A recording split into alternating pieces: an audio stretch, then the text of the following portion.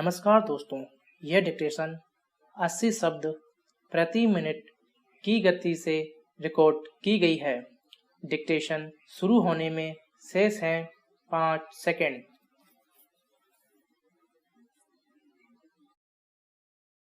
Start.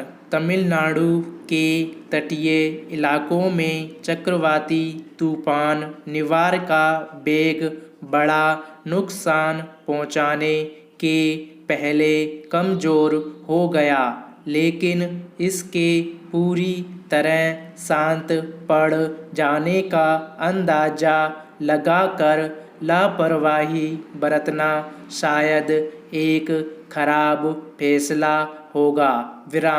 प्रगति का चक्र ऐसा है कि उसमें अचानक आई हलचल के बारे में पहले से पूरी तरह पता नहीं लगाया जा सकता।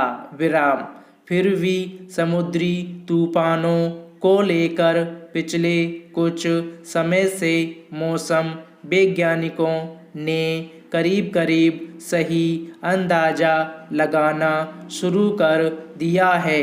यही वजह है कि अब समुद्री तूफानों की वजह से नुकसानों को कम करने की कोशिशें संभव हो पा रही हैं। निवार को लेकर भी जो आकलन सामने आए थे, उसी वजह से पुदुचेरी और तमिलनाडु के तटीय क्षेत्रों के 2 लाख से ज़्यादा लोगों को सुरक्षित स्थानों पर पहुंचाया गया। बचाव के इन्हीं पूर्व इंतजामों की वजह से बड़ी तादाद में लोगों को बचाया जा सका। फिर भी तमिलनाडु में 3 लोगों की जान चली गई। पुदुचेरी में व्यापक जलभराव हो गया और बहुत सारे पेड़ गिर गए। तेज हवा के साथ भूस्खलन के दौरान बिजली की आपूर्ति बाधित हुई।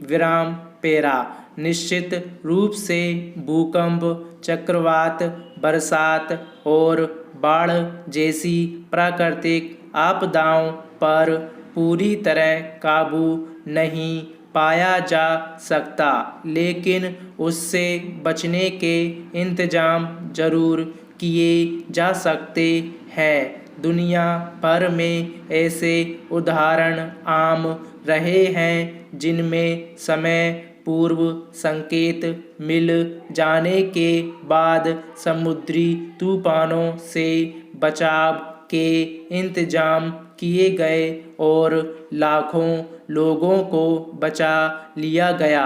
भारत में भी उड़ीसा के तटीय इलाकों में आने वाले तूफानों से तबाही किसी आम घटना की तरह थी।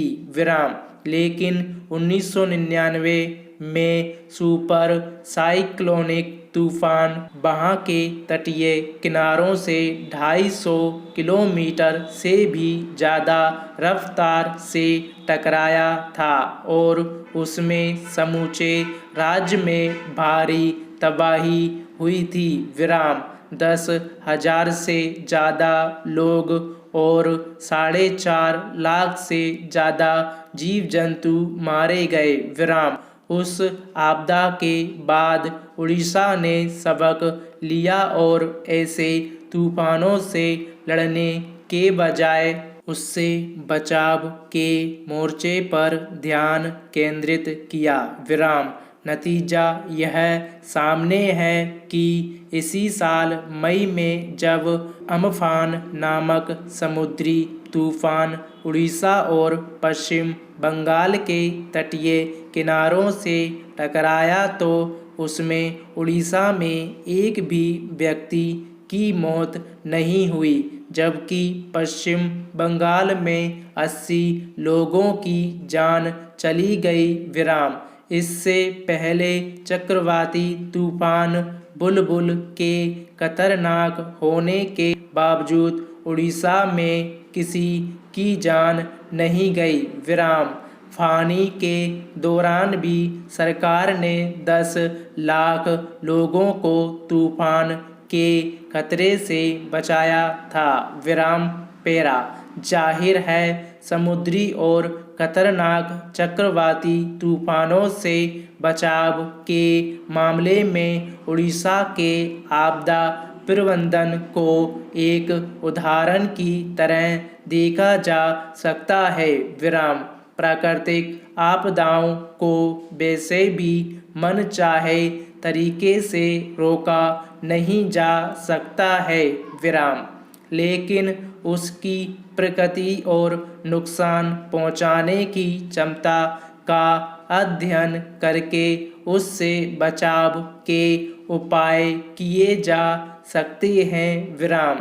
भूकंप के सटीक पूर्वानुमानों तक पहुंचना अभी बाकी है, लेकिन समुद्री चक्रवाती तूफानों के मामले में दुनिया भर में विज्ञान के संसाधनों के जरिए करीब करीब सही अंदाजा लगा लिया जाता है।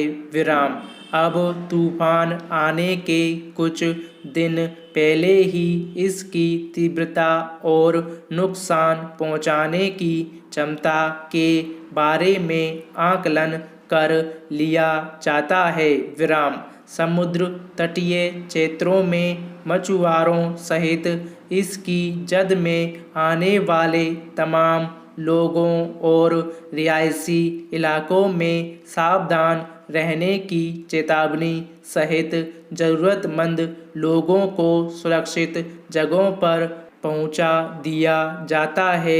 विराम। तूफान के समय बिजली के तार गिरने से भी मौतें होती थीं। विराम। अब ऐसे वक्त में बिजली काट देना एक उपाय है। विराम। इस तरह के साधारण कदमों से नुकसान के अनुपात को काफ़ी कम किया जा सकता है। स्टॉप।